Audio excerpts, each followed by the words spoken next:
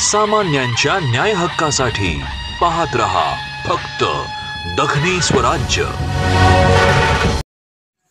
विहामांडवा येथील जिल्हा परिषद शाळेमध्ये शुक्रवार दिनांक 18 जुलै रोजी 5वी ते 8वीच्या विद्यार्थ्यांना मोफत गणवेश वाटप योजनेअंतर्गत येथील शालेय विद्यार्थ्यांना गणवेश व बूट वाटप करण्यात आले। या प्रसंगी सरपंच, शालेय समिती अध्यक्ष, मुख्याध्यापिका, शालेय समिती सदस्य व पालक यांच्या हस्ते गणवेश व बूटाचे वाटप करण्यात आले।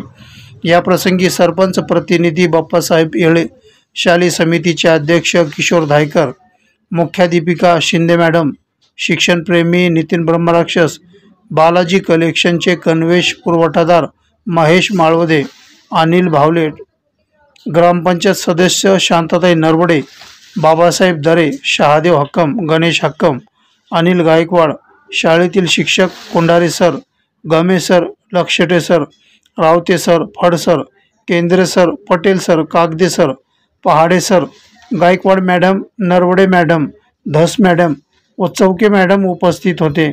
दखनी स्वराज्य न्यूजसाठी शब्बीर भाई, विहामांडवा।